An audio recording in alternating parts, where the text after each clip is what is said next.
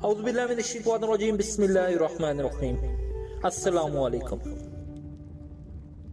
جنات اللہ تعالیٰ کی مخلوق ہیں اور تمام انسانیت ان کی حقیقت کو مانتی ہے۔ جن کے معنی ہے چھپا ہوا ہونا۔ ان میں سے بعض مسلمان ہیں اور بعض کافر ہیں۔ جنات انسانوں کی طرح جنت میں بھی جائیں گے اور دوزخ میں بھی۔ یہ انسانوں کی طرح مکلف ہوتے ہیں اور قیامت کے دن ان کا بھی حساب و کتاب ہوگا۔ قرآن مجید میں ایک پوری سورت ہے جس کا نام سورت الجن ہے۔ جنات بھی انسانوں کی طرح ایک مخلوق ہیں اور یہ بھی انسانوں کی طرح مکلف ہوتے ہیں۔ اللہ تعالیٰ نے اپنی کامل قدرت سے بے شمار مخلوقات پیدا کی ہیں، لیکن صرف دو کو ہی عبادت کی اختیاری دی گئی ہے، انسان اور دوسرا جنات۔ اللہ تعالیٰ نے قرآن مجید میں ارشاد فرمایا کہ میں نے جنوں اور انسانوں کو اپنی بندگی کے لیے پیدا کیا ہے۔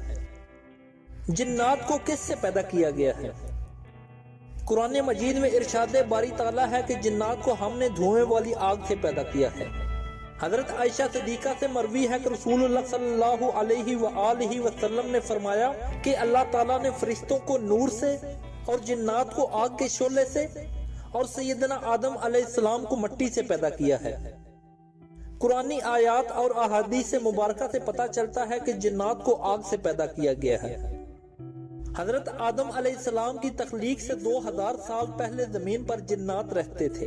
انہوں نے زمین پر فساد برپا کیا اور خون ریزی کی، تو اللہ تعالیٰ نے زمین پر فرشتوں کے لشکر بھیجے جنہوں نے انہیں مارا اور سمندری جزیروں کی طرف بھگا دیا۔ جس طرح حضرت آدم علیہ السلام تمام انسانیت کے باپ ہیں، اسی طرح ابلیس تمام جنات کا باپ ہے۔ قرآن مجید ابلیس کی جنات میں سے ہونے کی گواہی اس آیت مبارکہ میں دیتا ہے۔ تو جب اللہ تعالیٰ نے ابلیس سے کہا کہ تم حضرت آدم علیہ السلام کو سجدہ کرو تو اس نے سجدہ نہ کیا۔ یہ جنوں میں سے تھا۔ جنات کی پیدائش اور تعداد۔ حضرت سیدنا عبداللہ بن عمر رضی اللہ تعالیٰ عنہ فرماتے ہیں کہ چوتھی زمین کے اوپر اور تیسری زمین کے نیچے اتنے جنات ہیں کہ اگر وہ تمہارے سامنے آ جائے تو تمہیں سورج کی روشنی دکھائی نہ دے گی۔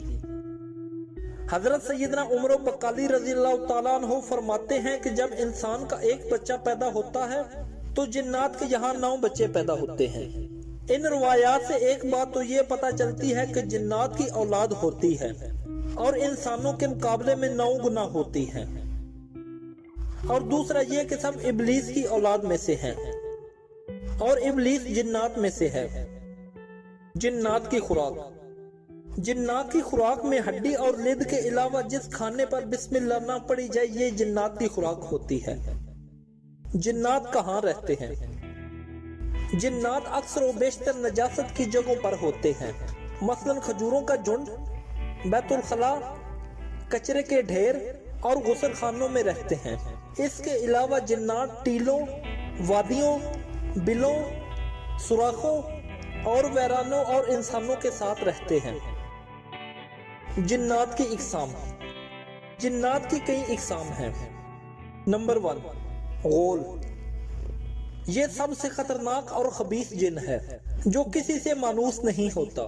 یہ جنگلات میں رہتا ہے اور مختلف شکلیں بدلتا رہتا ہے اور رات کے وقت دکھائی دیتا ہے، اور تنہا سفر کرنے والے مسافر کو عموماً دکھائی دیتا ہے۔ جو اسے اپنے جیسا انسان سمجھ بیٹھتا ہے یہ اس مسافر کو رستے سے بھٹکاتا ہے۔ یہ بھی جنگلوں میں رہتا ہے۔ جب کسی انسان کو دیکھتا ہے تو اس کے سامنے ناچنا شروع کر دیتا ہے اور اس کے ساتھ چوہے بلی کا کھیل کھیلتا ہے۔ نمبر 2، غدار۔ یہ مصر کے اطراف اور یمن میں بھی پایا جاتا ہے۔ اسے دیکھتے ہی انسان بے ہوش ہو کر گر جاتا ہے۔ نمبر 3، ولہان۔ یہ ویران سمندری جزیروں میں رہتا ہے۔ اس کی شکل ایسی ہے جیسے انسان شتر مرغ پر سوار ہوتا ہے۔ جو انسان جزیروں میں جا پڑتے ہیں انہیں کھا لیتا ہے۔ نمبر 5، مشک۔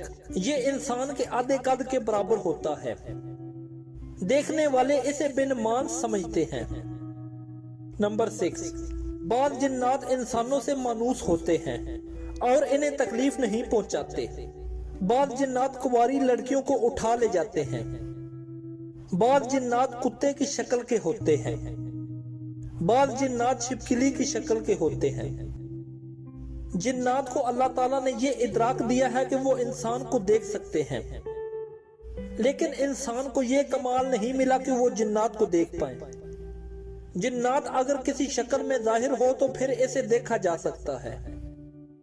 बिलाशुबा जिन्नात इंसानों और जानवरों की शक्ल इख्तियार कर देते हैं, चुनाचा वो सांपों, बिच्छुओं, ऊँटों, बैलों, घोड़ों, बकरियों, गधों और परिंदों की शक्ल में बदलते हैं।